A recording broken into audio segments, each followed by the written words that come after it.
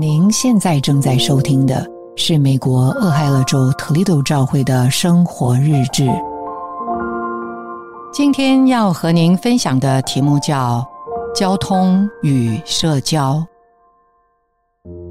最近的一次聚会之后，一位服侍我们多年的姊妹对我们说，你们很久没有给我打电话了，好像陌生人。立刻我心里觉得不应该，可是等我拿起电话，又左思右想，考虑该怎么开场。拨通电话已经是几天之后了。问候和寒暄之后，我说，我其实没有什么重要的事，知道你忙，所以很久没有跟你打电话了。姊妹问我，是因为那天我提过才打来的吗？我这才尴尬地承认。姊妹说，我何其希望你是听了我的话，在主那里蒙了光照，真实地想念我，渴望与我有交通。你为什么还需要和我客套？这与陌生人来在一起社交，说一些恭维的话，有什么不同呢？我们不需要肤浅的联络感情，我们的关系有主就够了。我需要的是你的真，你的灵，你的基督，你懂吗？这席话让我觉得扎心。我觉得姊妹说的有道理，就用早晨读到的2节经文，想要应和她的说法。姊妹对我说，你还是没有懂，才会这样用力的解释，来告诉我属灵的道理。然而，主的话并不是用来印证我们的观念的，而是要让我们遇见主的自己。他继续说，也许你不知道为什么打这通电话，可是主知道。他满了话，满了生命，要供应你。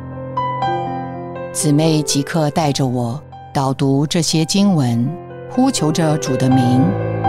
他诚实单纯的灵打破了我外面的人，不断地冲击着我里面的人。我情不自禁地流着泪，一遍一遍地重复着经文中的话。这些话不再是字句，而是灵，是生命，成为我的供应，释放了我。原来真实的交通是这么简单，这么享受。可是在日常生活中，我不是真的相信只有灵能建造，还是处处依赖世界教导我们的相处技巧来过教会生活。只有属灵的社交，而没有灵与灵的交通，生命与生命的响应。把心思花在客套上是多么愚昧，不仅阻断了我与主之间，与姊妹之间的关系，更成了仇敌的工具，让我们始终无法建造。主所渴望的是我们与他灵与灵的交契，不是宗教的社交。而这位姊妹所渴望的，也是主在他里面所渴望的，是真实灵里的交通，不是属灵的社交。在灵里，凭着灵，隐于那灵，实在是太享受了。这是这位姊妹服侍我的内涵和坚持。这个时候，我觉得与主没有间隔，与这位姊妹也有一种莫名的亲近，可以自由地流露对姊妹的思念和珍赏。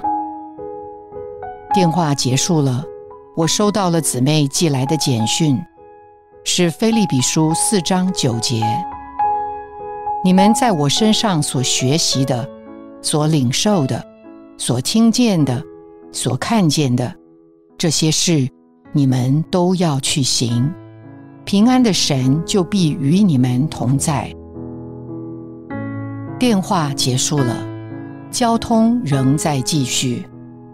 主啊，我也想要像这位姊妹一样，在同样的灵中，在同样的性质和深度里，去触碰、牧养和供应我身边的姊妹们。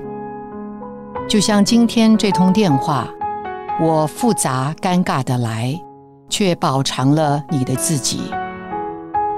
主啊，我不要社交，我要与你在灵里有交通。感谢您的收听，希望您能从今天的信息中得到亮光和启示。你的点赞、留言、分享、转发是我们持续制作的动力。我们的网址是 thechurchintoledo.org。期待我们下次空中再会。